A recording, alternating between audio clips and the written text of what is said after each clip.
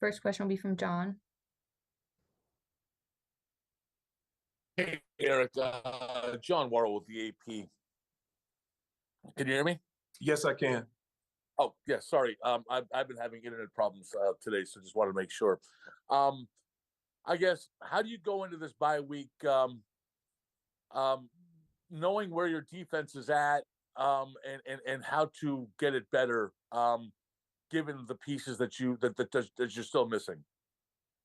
Well, this is a great opportunity for self-reflection, and that's a comprehensive look at everything that's happened, that's occurred, to really assess the things that have been extremely positive, some of the things that we need to be more consistent with as far as our fundamentals, technique, situational awareness, and to make sure that the guys understand that we have been an outstanding defense at times. And what we want to do is make sure that we replicate that more and that we shore up our fundamentals. And regardless of whether we have a 12-year vet or a person that's getting NFL snaps for the first time, that is a concern that we all have. And that's the way that you get better, that you improve, and that you give yourself a chance to close out and win ball games. And that was going to be my follow up. Just as well as the defense has been playing for the most part, the sometimes inconsistency to be unable to close out a ball game, as we saw, last Sunday and a few other times. What is your concern, and what is your assessment of what's going on there? Well, I'm going to focus on the game in totality. That, to me, there are circumstances that should not come down to the last play.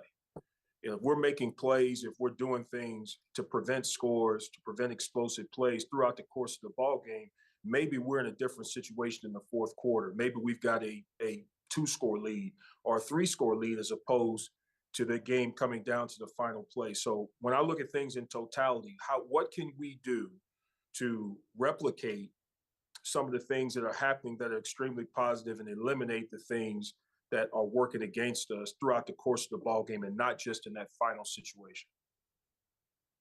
Gotcha. Thank you. You're welcome.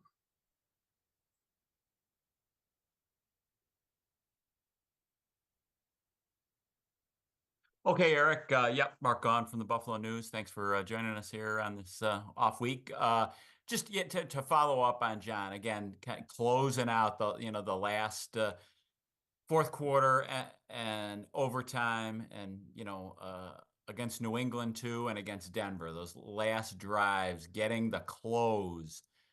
Anything you can put your finger on in this game. I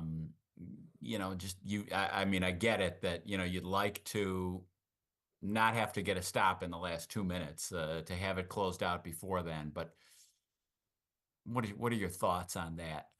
When we are in that situation, and a lot of games in the NFL come down to the last drive.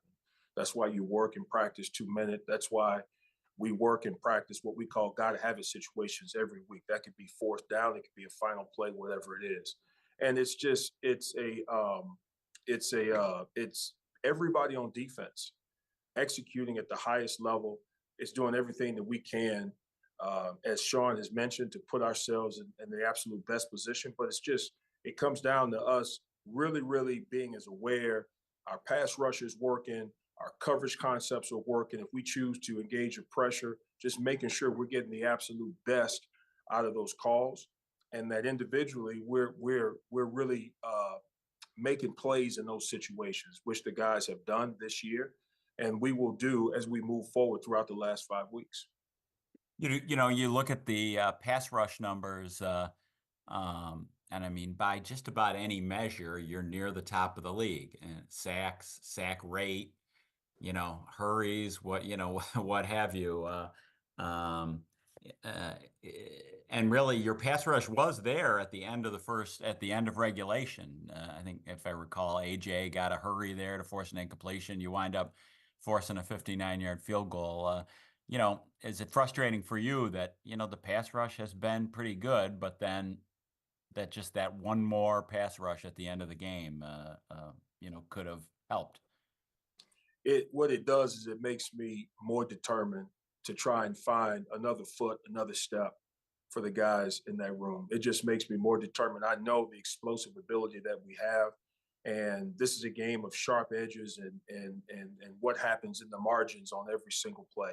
What can we do to turn that play, that the position that AJ was in during the fourth quarter, into a sack fumble, very similar to what he did when we were in London against Jacksonville at the end of the first half. He took the ball away from the quarterback, and we were able to walk into the locker room having taken away points off the scoreboard. I mean, so how can we find that foot? How can we find that extra step, that pocket collapse that would allow us to be in the position that I just mentioned as far as AJ is concerned? We just got to keep going. Thanks, Eric. Have a good week. Thank you. Hi, Eric. Vaughn is up to 8 games now, 163 snaps. He's got a quarterback hit and 2 tackles. It's been kind of this slow process. Where do you see him at right now? And is there any level of concern that maybe it isn't happening quicker for him than maybe he had hoped? I see a determined veteran who's working every day under circumstances that none of us could identify with, in terms of coming off of that type of an injury, pushing himself probably earlier than most would prescribe as far as going back out into live NFL play. I see a veteran that has shown a lot of toughness, mental toughness, a lot of heart, and a lot of leadership, and really a lot of sacrifice. Vaughn didn't wait until he was, in an optimal position as far as what he's used to doing. He said, I'm going to go out there and give you what I have. And I have all the respect in the world for that. He's continuing to battle, and he's continuing to do the things to work to get himself back into position for the benefit of our team. Are there little things maybe over the last couple of days that, maybe the casual viewer isn't seeing, but, you're dialing into the details with him where he's making progress? Without question. A couple of weeks ago, Vaughn had a really sharp inside spin move, the same move that he used a year ago against Kansas City to get the quarterback down. That move came back for him. It was quick. It was sharp. He's in the quarterback's face, and unfortunately, the quarterback was able to get rid of the football. And he complemented that with a strong stab, outside rush, was right in the quarterback's face, and again, the ball is out. So I'm seeing those things. Those things won't show up in the scores column. They won't show up on the highlight reels, but from a person that's evaluating every step that we take, and with every individual, those things are extremely positive, and I'm encouraged by that. Also, the fact that there's a willingness to engage some of those pass rush moves and have to change directions that quickly, that sharply, and that decisively. Appreciate the insight. Thanks, Eric. You bet. Eric, this is with the Buffalo News. It's been a challenging season for Puna Ford in terms of playing. Hey Jay, we're having trouble hearing you, so we're gonna come back to you. Conversation's been like with him and else, not.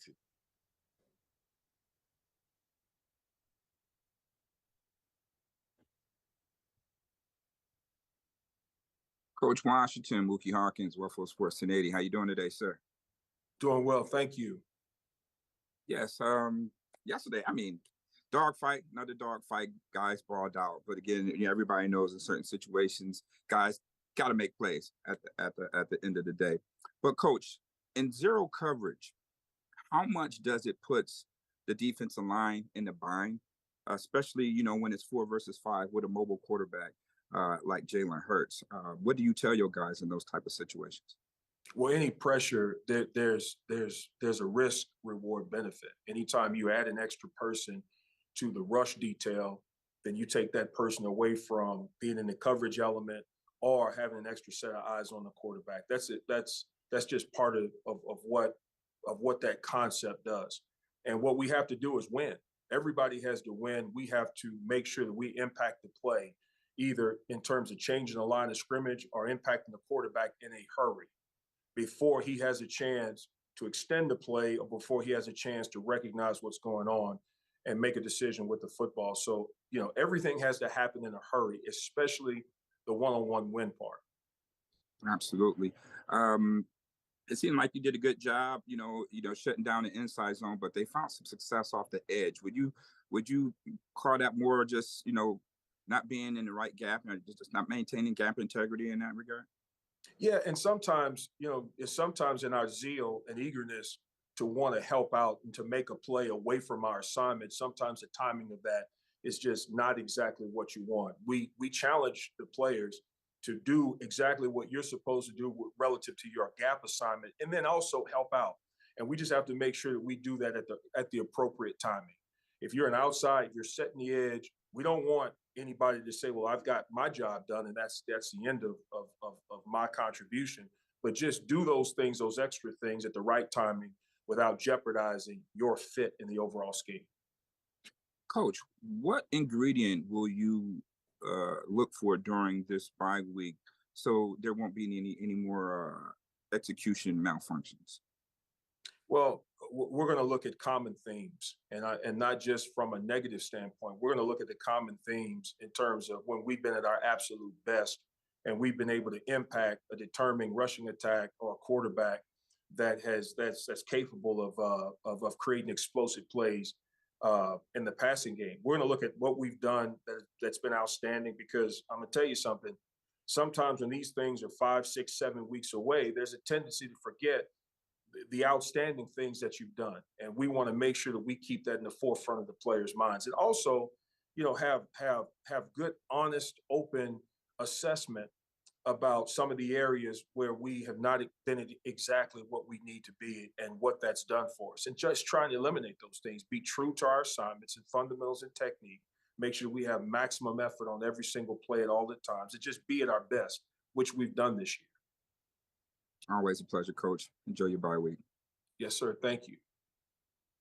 Hey, Coach, this is Jay with the Buffalo News again. Sorry about my audio earlier. Hopefully you can hear me now. I wanted to ask about Puna Ford. How has he handled maybe not getting the playing time he would like to? What have your conversations been with him? And what does he maybe have to do to try and get on the field for you guys? Well, let me start by saying this. Puna is an extremely valued member of the position group and of the defense of the team. I mean, his skill set is respected. There's a reason why he was a sought after free agent for us, and he's done nothing to diminish that in my mind. Puna just needs to continue to work, continue to believe in himself. We have conversations weekly, he and I, about his opportunities and when those will present themselves. He has a unique skill set all in of itself with him, and just continue to look forward to make sure you maintain an optimal set of readiness. And when it's your turn again, to go out there and to do your absolute best. Puna puts forth great effort in practice. He's outstanding in the meeting rooms. Is there disappointment? Sure. Competitors want to be on the field. And the numbers dictate that everyone will not get that opportunity every week. But his professionalism, mindset, the effort in practice, and all of those things that he's doing to prepare himself week to week, those things have been outstanding. His professionalism is excellent. Thank you, Coach. You're welcome. That's all the questions for today. Thanks, Coach. You're welcome. Thank you.